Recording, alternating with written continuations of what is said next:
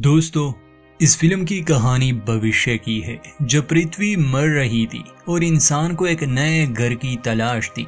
ज्यादा दूर जाना मुमकिन नहीं था, इसलिए वो अपने ही सौर मंडल जुपिटर के चांद पर इंसान को आबाद करने का फैसला करते हैं। ऐसे में एक अंतरिक्ष यान को 10 साल के एक लंबे सफर पर भेज दिया जाता है, मगर वो अपनी मंजिल पर नहीं पहुंच पाता। पृथ्वी का नामो निशान मिट गया और आखिरी बचे इंसान अंतरिक्ष में खो गए। क्या हुआ उनके साथ, आगे जानेंगे। हमारे चैनल को सब्सक्राइब करना ना भूले। शुरुआत साल 2190 ईस्वी से होती है। यूरोपा पर जाने का मिशन लॉन्च कर दिया गया है। इस मिशन के लिए सबसे बेहतरीन अंतरिक्ष यान बनाया गया जिसका नाम पेंजिया था। अब ये पूरी तरह से सफर के लिए तैयार था। सबसे पहले 4 इंसान जाने वाले थे। ये 10 साल का एक लंबा सफर होने वाला था, मगर असल में इस शिप को कुछ इस तरह से डिजाइन किया गया था कि ये पृथ्वी और यूरोपा के बीच में रहेगा, क्योंकि ऐसा दूसरा शिप बनाने का समय नहीं है। तो जो बाकी शिप्स बनेंगे वो इतना लंबा सफर नहीं तय कर सकते, तो बीच रास्ते में पेंजिया से उन्हें रिफ्यूल किया जाएगा। मतलब कि यूरोपा पर अभी तक कोई इंसान नहीं गया था। ये पहली कोशिश थी। खैर, अब इस शिप पर 4 लोग थे, जैकी, लीजा, जॉन जो कि शिप का कैप्टन भी था, और एक डॉक्टर रिचर्ड। हमें दिखाया जाता है सभी बहुत खुश थे। पहला साल इनका बहुत अच्छे से गुजरा, दूसरा साल भी, मगर तीसरे और चौथे साल में इन्हें समस्याओं का सामना करना पड़ा और 5वें साल में चीजें बदल गई। दिमागी तौर पर ये लोग कमजोर हो रहे थे, जैसे बुरे सपने आना, हेल्यूसिनेट करना, सर दर्द और थकान। हालांकि ये अपनी मंजिल के करीब पहुंच चुके थे, मतलब कि ये पृथ्वी और यूरोपा के बीच में थे। जॉन जैकी को डेट भी कर रहा था, तो एक दिन जब जैकी नींद से जागती है, जॉन अचानक से उस पर हमला कर देता है। वो अपने होश में नहीं था। ये बात रिचर्ड को पता चल गई। वो सबकी मेडिकल जांच करता है और अंत में इस नतीजे पर पहुंच जाता है कि हम सभी इस मिशन के लिए मेंटली सही नहीं है, बल्कि वो तो ये रिपोर्ट पृथ्वी पर भी भेज देता है। इस बात से सभी बहुत नाराज थे, क्योंकि रिचर्ड ने सबका करियर तबाह कर दिया और आज तक इन्होंने जितनी मुसीबतें झेली थी उसका कोई मतलब नहीं रहा। इस क्रू को रिप्लेस किया जाएगा और इन्हें वापस घर भेज दिया जाएगा। रिचर्ड कहता है कि मैंने सबकी भलाई के लिए ऐसा किया। अगर हम मिशन को पूरा ना कर पाए तो पूरी इंसानियत खतरे में पड़ जाएगी। रिपोर्ट भेज दी गई थी, इसलिए अब कुछ नहीं हो सकता था। ये लोग आईएसएस को संदेश भेजने की कोशिश कर रहे थे, मगर इन्हें सिग्नल ही नहीं मिल रहा था।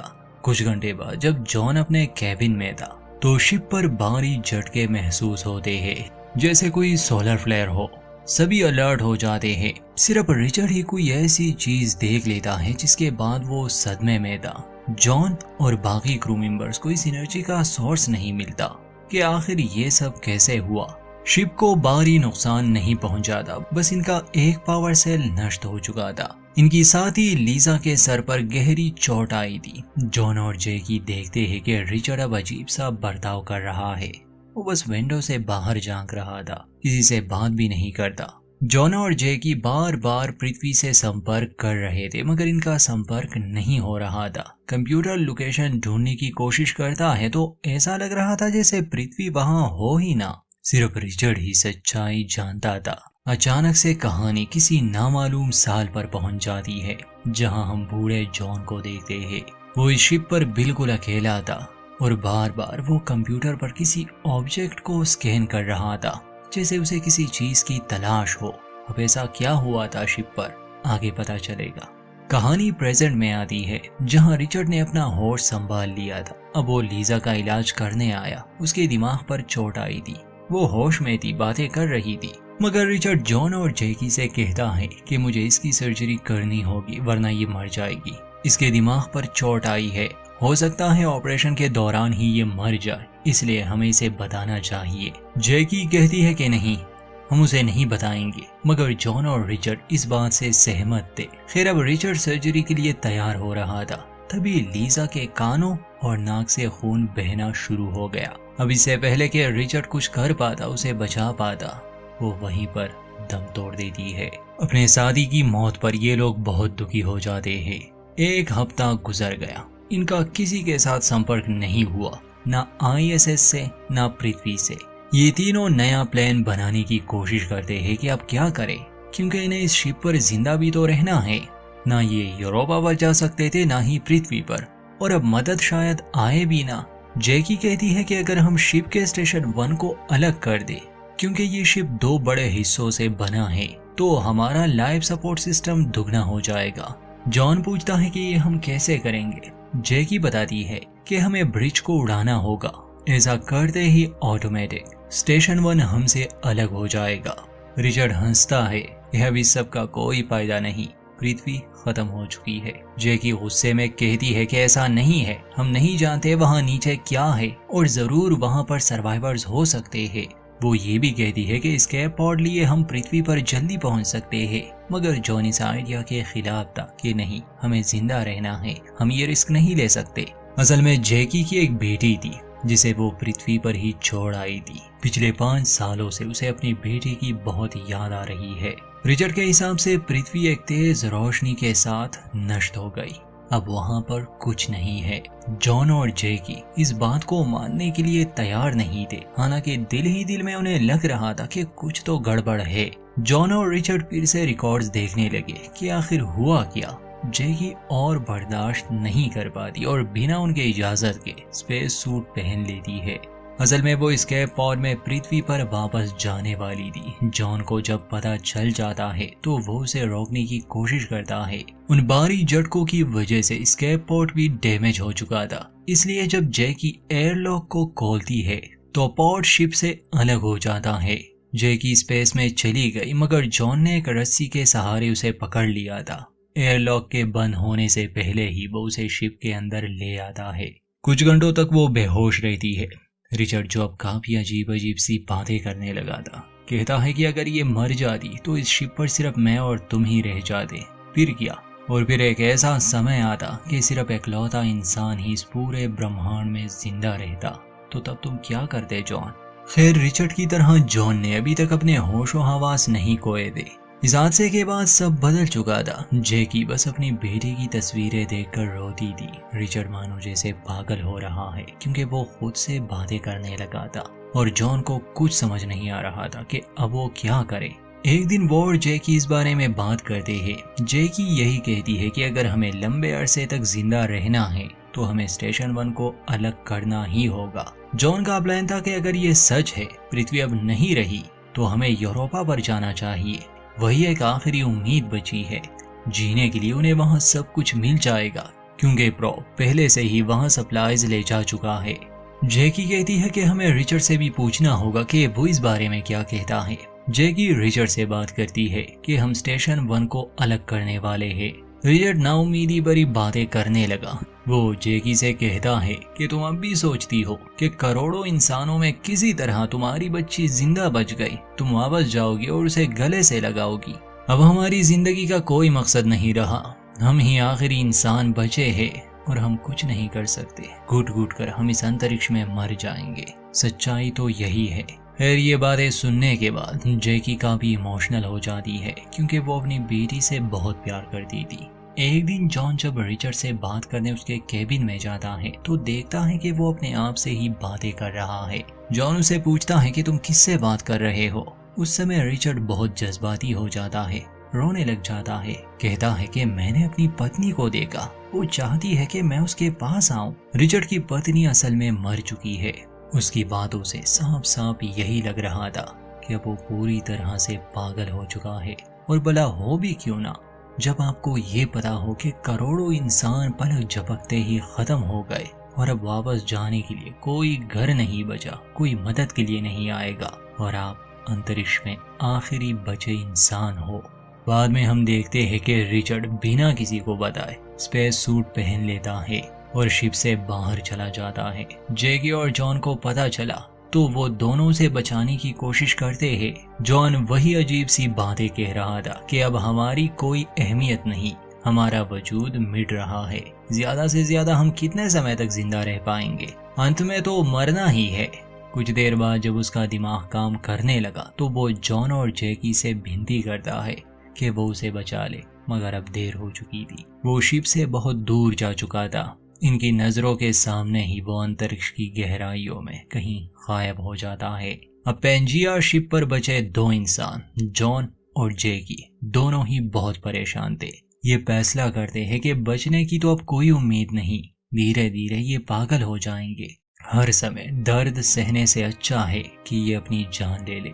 जैकी 2 पिल्स लेती है जिससे ये दोनों हमेशा के लिए सो जाएंगे, इन्हें दर्द भी नहीं होगा। मगर तभी एक अजीब सी बात होती है। इन्हें ISS का एक शटल नजर आया जो इसी यान के करीब आ चुका था। ये दोनों अपने मरने का प्लान कैंसिल करते हैं और उस शटल से संपर्क करने की कोशिश में लग जाते हैं, मगर इन्हें कोई जवाब नहीं मिलता।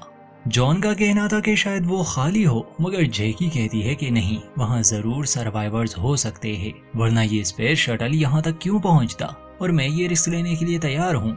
जॉन सूट पहनकर किसी तरह शटल के अंदर पहुँच जाता है। वहाँ उसे 3 इंसान मिलते हैं जो बेहोश थे। शटल को जैकी और जॉन अपने शिप से जोड़ देते हैं क्योंकि पेंजिया शिप को कुछ इस तरह ही डिजाइन किया गया था कि इस पर शटल अटैच हो सकता था। ये उन लोगों को शिप के मेडिकल बे में ले आते हैं। जैकी कहती है कि काश रिचर्ड ने थोड़ा इंतजार किया होता क्योंकि वही इनका इलाज कर सकता था। खैर ये लोग होश में आते हैं तो बहुत खुश थे क्योंकि इन्हें उम्मीद नहीं थी कि कोई इन्हें बचा लेगा। ये लोग इंटरनेशनल स्पेस स्टेशन पर काम करते थे, विंसेंट, थॉमस और डायना। बस यही 3 खुद को बचाने में सफल रहे। डायना इनकी कैप्टन भी थी। खैर ये जानकर ISS क्रू को काफी खुशी होती है कि पेंजिया शिप को ज्यादा नुकसान नहीं पहुंचा। हालांकि ISS तो पूरी तरह से नष्ट हो चुका है। डायना कहती है कि जब हमारे पास कोई उम्मीद नहीं बची तो हमने पेंजिया की तरफ अपनी डेस्टिनेशन सेट की क्योंकि हमारे पास जाने के लिए और कोई जगह बची ही नहीं थी। इसका मतलब कि सच में अब पृथ्वी नष्ट हो चुकी है।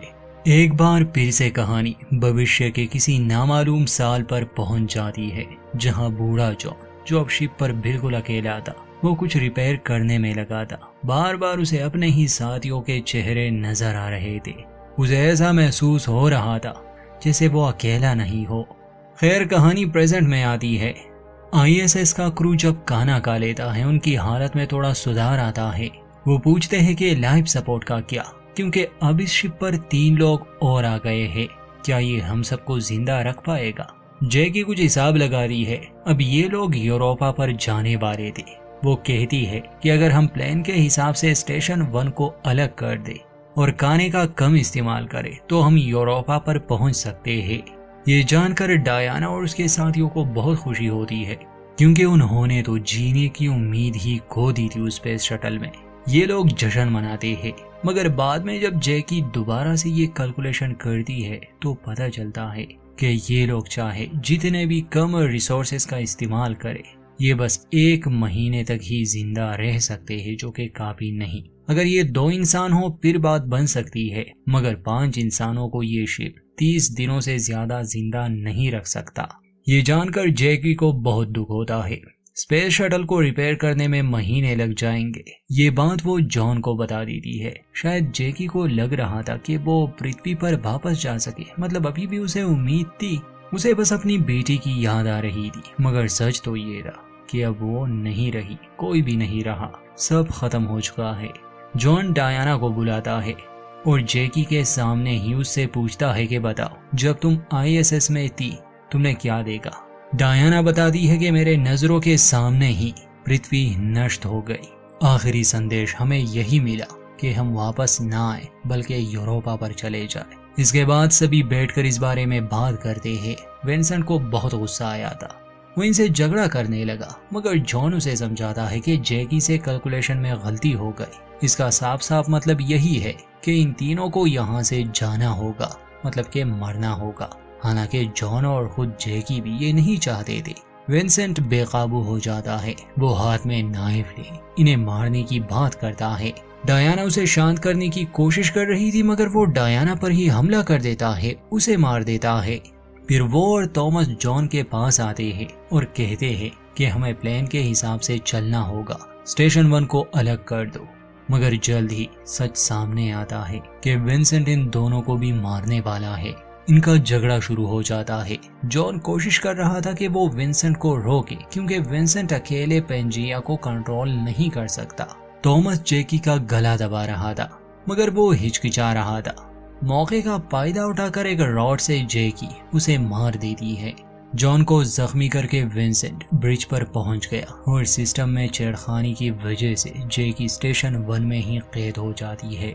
जॉन विंसेंट से कहता है कि अगर तुमने ब्लास्ट किया तो हम सभी मारे जाएंगे। खैर ऐसा लग रहा था जैसे जॉन की बातों से उस पर असर हो रहा हो, मगर विंसेंट पूरी तरह से पागल हो चुका था, इसलिए वो जैसे ही बटन दबाता है ब्लास्ट नहीं होता। उन्हें लगा शायद वो बच गए, मगर थोड़ी देर बाद वहां आग लग जाती है। स्टेशन 1 पेंजिया से अलग हो गया और उसके साथ जैकी भी। उस आग की लपटों से विंसेंट काफी जख्मी हो जाता है, जिसे अंत में जॉन एयरलॉक से ही बाहर फेंक देता है। स्टेशन शिप से दूर जा रहा था। जॉन बहुत कोशिश करता है कि वो किसी तरह जैकी को बचा सके, मगर अफसोस कि वो खो जाती है। आखिरी शब्द जैकी को जॉन के ये सुनाई दिए कि वो वादा करता है कि वो उसे ढूंढ लेगा और उसे बचा लेगा। फिर कई साल बीत जाते हैं। जॉन बस जैकी को ढूंढ रहा था। इतने सालों में वो स्पेस शटल को भी रिपेयर कर देता है और बार बार हमें भविष्य की जो कहानी दिखाई जा रही थी वो ये थी। अंत में जॉन स्टेशन 1 को ढूंढ लेता है। वो खुद को तैयार करता है और शटल लिए वो स्टेशन पर जाता है। सामने ही जय की बेटी थी, जिसकी हालत बहुत बुरी थी। वो बूढ़ी हो चुकी थी। जॉन उसे देख रहा था और कहने को शब्द नहीं थे। यहीं पर इस कहानी का अंत होता है। दोस्तों, हो सकता है बाद में ये दोनों यूरोपा पर गए होंगे या फिर एक दूसरे से मिलने के बाद बाकी की जिंदगी इन्होंने स्पेसशिप में ही बिताई होगी। खैर ये फिल्म काफी अच्छी थी। उम्मीद करते हैं ये कहानी आपको पसंद आई होगी। वीडियो अच्छी लगे तो लाइक करें, अपनी राय दें और चैनल को सब्सक्राइब करना ना भूलें।